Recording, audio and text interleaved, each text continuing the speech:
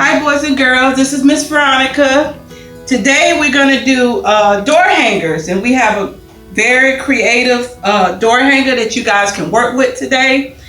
This is the background of the door hanger, and then you just write whatever you want written in it, and this is how it comes. Solid black, and once you write on it the rainbow color for background. So I'm going to create my own.